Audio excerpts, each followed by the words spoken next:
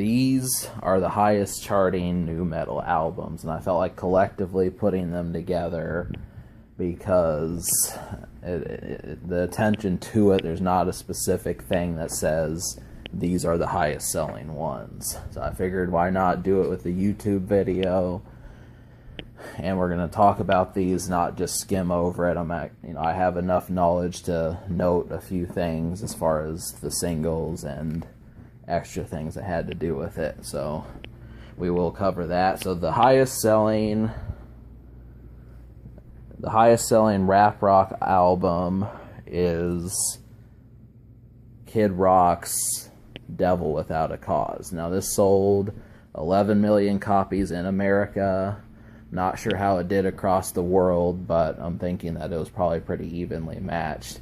Now with this, there were 6 radio songs attached to it. So besides Ba With The Ba, you also had Cowboy, which probably outdid that one.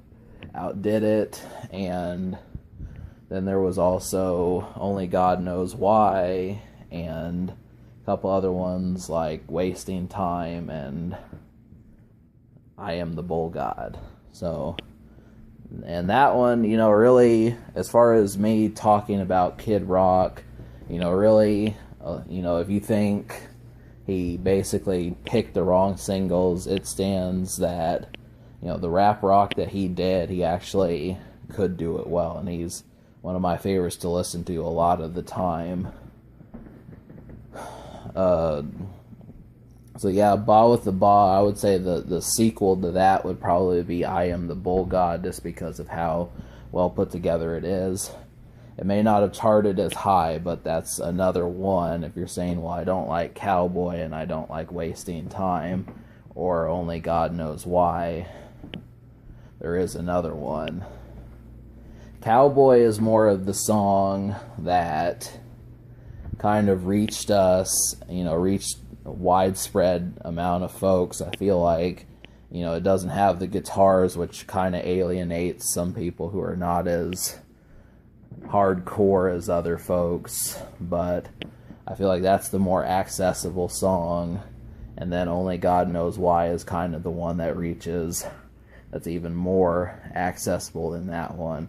So that's the thing about Devil Without a Cause, is it's a pretty escaping album. The fact that it had 6 radio singles shows you how good it was. But Kid Rock in 1999, I wasn't there for that. I was alive, but I wasn't paying attention. So it's pretty good, just making every move correctly that he needed to, and getting the albums out and doing it. He was there into the 2000s decade, and really, this is the album to me that makes the most sense to make a sequel to. Rock and Roll Jesus is one that kind of, it has the hits on it, but it doesn't, it's different in approach than Devil Without a Cause. And I feel like he kind of went with the more sophisticated sound compared to what he was doing back in 1998. So that's about the only thing, is realizing that. And then, obviously later records like Born Free, some of those, it just becomes Southern rock versus rap rock. But yeah, compared to that era, he did have other records like History of Rock, Cocky, that did this, but it just is, this was the one that sold the highest. And I think really, if you had to whittle it down, Ba With The Ba reached a lot of folks, teenagers, people in their 20s and maybe 30s or so. But it just was the effectiveness of not being able to completely capitalize on that song. That's really all it was. So I feel like I Am the Bull God is just as good as that one. I listen to that one constantly. But there were not that many other metal singles. I think that was the whole thing, is I noticed that a lot of folks grow tired of rap rock pretty quickly, and that's something that has plagued this genre. So, but this is an album, you know, this is definitely one to focus on and take a look at and say, hey, you know, this music has what it takes. It has everything, you know, it has enough of each genre for everyone, but the more experienced, you know, folks who are a little bit more, you know, older should probably check out from Rock and Roll Jesus onward. So the next one is Linkin Park's Hybrid Theory, and that one went diamond in America, which is the equivalent of selling 10 million albums, which prior to about 1995 never really happens anymore. There's been like probably less than 20 albums that have went and sold 10 million copies since 21 years ago. And you know, this album I'm still kind of listening to a bit more, but I do know songs like One Step Closer and Paper Cut and Crawling and In the End. Those are, you know, these are, Linkin Park was kind of more of a gateway band to me, just because they managed to incorporate kind of hip-hop sounding records. And, you know, when I was younger, I did actually hear Linkin Park watching, you know, music channels on television, MTV, that sort of thing. So stands to reason that these sorts of things, they were in place. But the thing about it was, you know, Linkin Park went multi-platinum more than once, and it wasn't until, you know, really albums really started to kind of, the sales started slowing down between like 2005 and 2010, 11 or so. But you know, the whole thing about that is really, I think a lot of it had to do with just the fact that maybe the albums were not quite as good. And that was, you know, Linkin Park, even they were affected by it, because Minutes to Midnight came out in 2007, and I don't even think that one went 3 times platinum. And it had hits on there, but it was short for one thing, and they tried too many different styles. So this all-encompassing album that I told you about with Devil Without a Cause, whole thing about that was, you know, every person did it their own way. So if you like a certain thing, it's not like it was particularly copied, or so you really had to decide once you got past the rap rock multitude. It's kind of like, well, where do you go from here? So, you know, this part, you know, I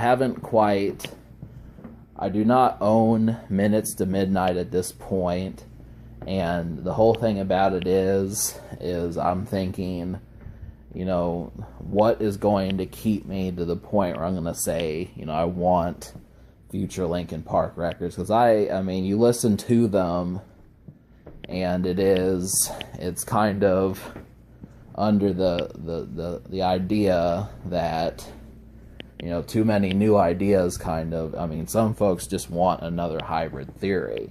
Now, if that doesn't sell, you know, obviously it's difficult just because, you know, you capitalize on a trend versus finding your ground on your own.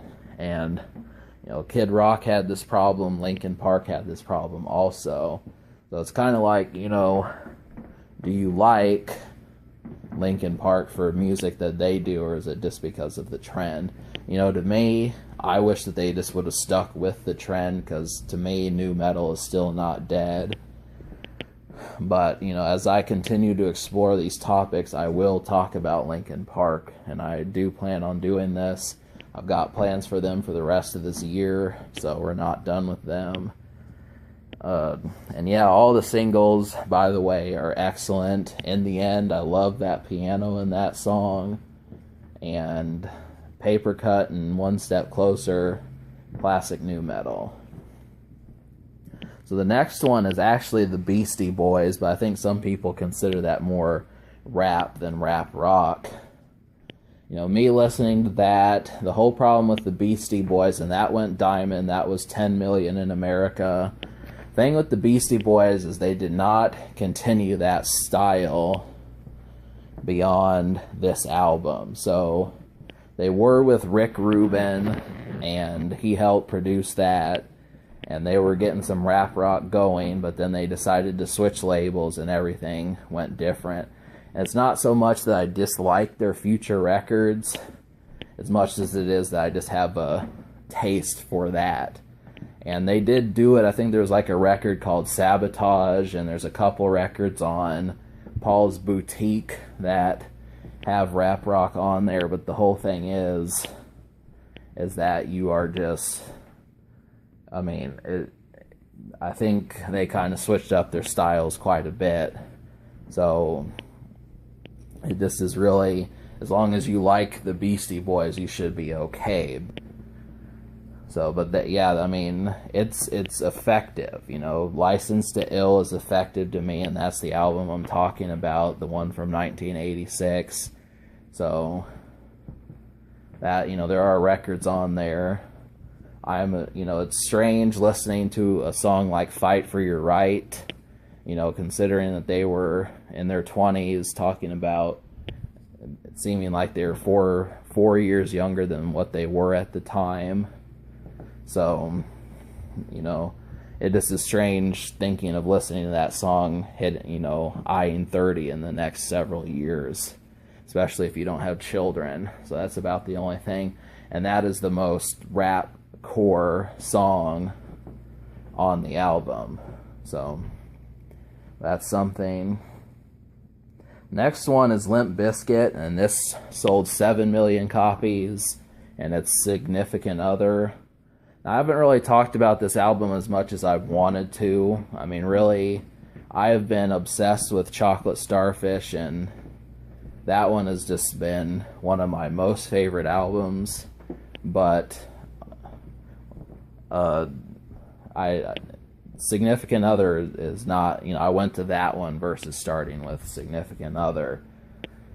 So this one is actually pretty good also. They did a lot of stuff in it, and it did have the singles like Rearranged and Nookie and possibly Break Stuff, I think.